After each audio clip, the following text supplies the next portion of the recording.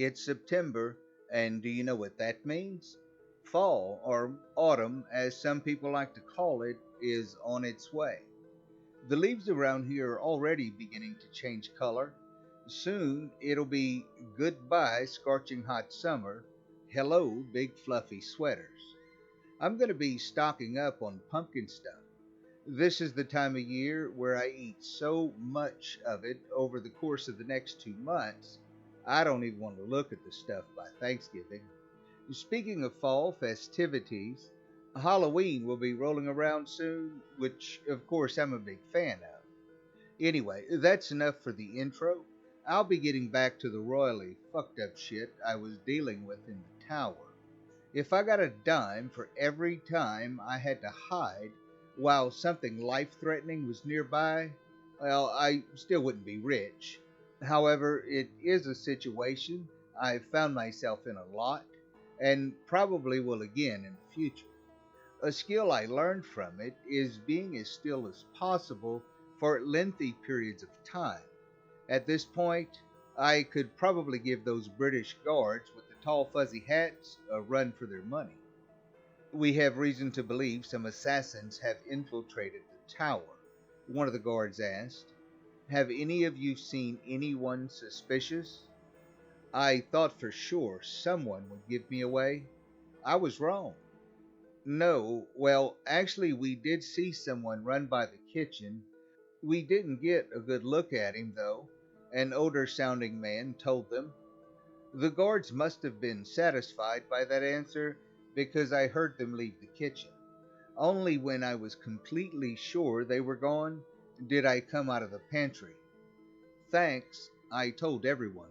Do you guys handle serving the food? No, the guards handle that.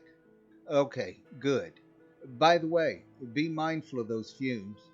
Also, when they get their food, you might want to see if you can find a way out of here. With that, my job was complete.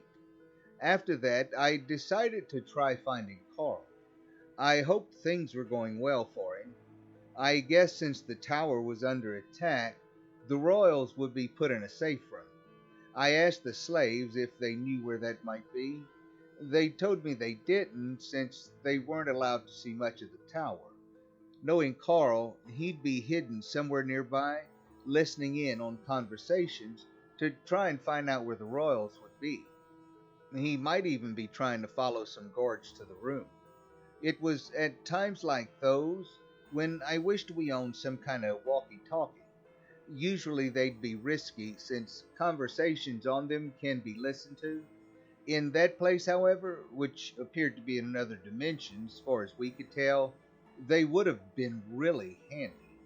We didn't have them though, so I could only rely, honestly, pretty much on blind luck. I didn't have a clue where I was headed. All I could do was keep moving forward while avoiding the guards. I managed to keep this up for about 10 minutes. I ended up in a spot where I was about to be found by multiple guards with no door nearby. What ended up happening is me discovering that part of the wall could be pushed in, opening it up to a hidden room. As soon as I was in, the wall closed, leaving me in the dark. I couldn't make out anything, so I just kept going forward. Unfortunately for me, the room led to a staircase.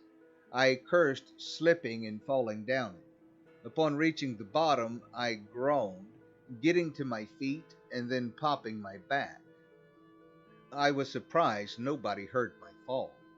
The corridors down there were far more echoey than upstairs. Each step I took was amplified, so I thought for sure the noise would have reached anyone who was down there. So far, I seemed to be the only one down there. Luckily, Carl gave me a pocket flashlight earlier to use. In hindsight, I probably should have turned it on sooner. It would have saved me from that tumble. Still, I did have to use it cautiously. If anyone was down there, they'd be able to see it in the pitch blackness. Despite the lack of guards or other immediate threats, I didn't feel at ease. I'm not afraid of the dark, but something about those halls was putting me on edge. I got a strong being watched feeling. If something was down there after all, I wondered why it hadn't attacked me yet. Then again, I figured it could have been my paranoia getting the best of me. This was proven wrong by a noise that reached me. What it was, I could only discern as humming. Not only that, I could feel vibrating as if something heavy and large was fast approaching me. Whatever it was, it sounded huge, far bigger than an echo. I didn't know what it could be. All I knew was that I didn't want to find out what it could be.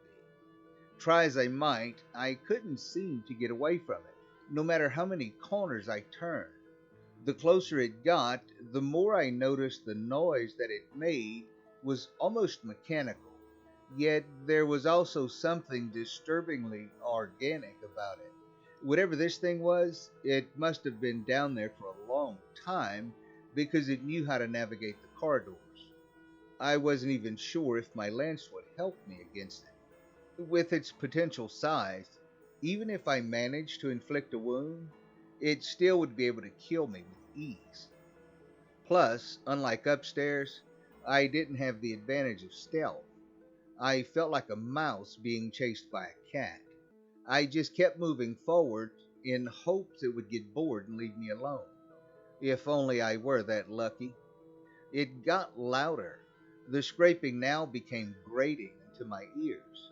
Not only that, I became aware of a dim orange light. Actually, glow would be more accurate. It pulsed faintly, covering the hall in brief pulses of orange. Heavy breathing reached me, not near enough to feel, but damn close. I ended up at a dead end.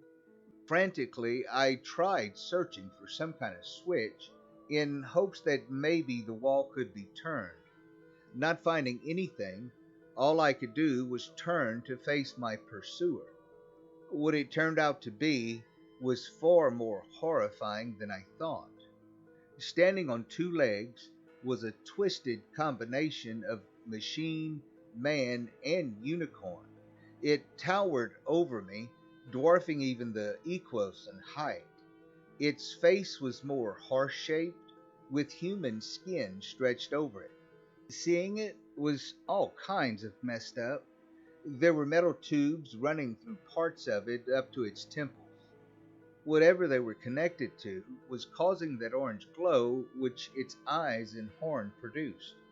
It stared with both hatred and hunger, approaching as I didn't have any way out.